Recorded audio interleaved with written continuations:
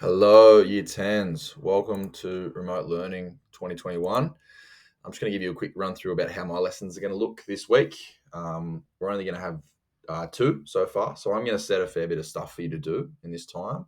And I'll be expecting that you complete really the base part, and I really want everyone to have a go at the extension part as well today. Again, it's going to look the same. First thing you're going to do is go into Compass every time that we have a lesson.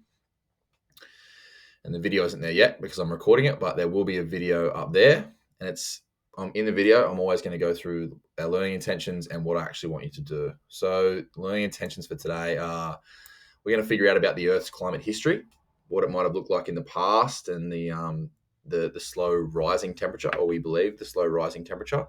We're also going to have a look at an article which shows why different countries have different future targets. We don't have the same emissions target as China, who don't have the same emissions target as Japan. Hopefully by the end of the lesson today, you're going to be able to explain how the climate has changed over the past 1,000 years and that it is increasing, it's warming. And we can identify the differences in emissions between developing and developed countries. They're two words I really want to focus on today, developing and developed. A lot of the times we use rich and poor. We're going to try and focus on the words developing and developed today. First one, you've been doing all term. You know how to do it. It's style lesson 2.4, the Earth's climate history. So if you go into style, hopefully yours is going to look like this. And you go down to 2.4, which is the Earth's climate history. I've been going through these in class. I'm going to let you go in and read this today and watch the videos, complete the lessons. This is how I'm going to be checking your attendance. So I can see on style when you've started something and when you've finished something. So I'm expecting today at some point, doesn't have to be within the lesson, but at some point today you complete, I'll view as a student again, you complete that lesson 2.4. That's it, the activity, 2.4, Earth's climate history. What I'm keen for everyone to get onto, hopefully you can get through that in a reasonable amount of time. I would be thinking 20 minutes, hopefully.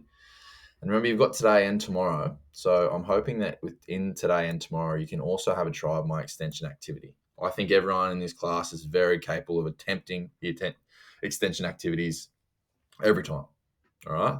You guys I've been very impressed with your assessment so far. So I'm keen to see your analytics and reading skills with the extension activity. And it's actually an article from my favorite publication called The Economist. And it's quite hard to read. I'll tell you that right now. It's only 2 pages, but it is quite hard to read. And I've made a style lesson for that as well. It's called Climate Targets The Economist. And my advice here for you would be to download this article. You just click there and it'll download it and open it. I know it says 7 pages, but it's only 2, don't worry. And my advice would be to print this. If you have a printer at home, I would be printing this, and then you can have a read through it and highlight it. Okay, there's quite a complicated graph here, and there's 1, 2, 2.5, really 2 total pages of text that I want you to read.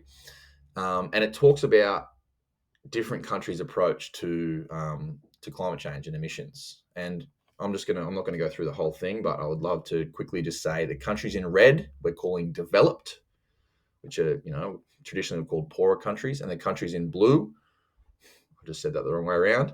The countries in red we're called developing, which traditionally we've called poorer countries, and the countries in blue we're calling developed, which traditionally are richer countries. So you can see that these developing countries have quite higher emission targets than developed.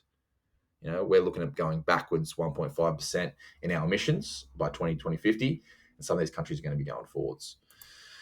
You read that, and hopefully you can have a look at this and respond to the question here, which says developing countries' justification is that rich countries were allowed to spew greenhouse gases as they grew rich, and we have the right to do so too.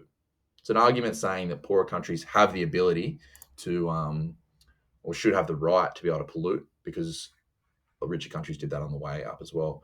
My video is about to run out of time. Good luck today with the lessons. We've got the must do the style activity, and I really want everyone to try the extension activity today as well. Email me if you've got any questions. Have a good day. See ya.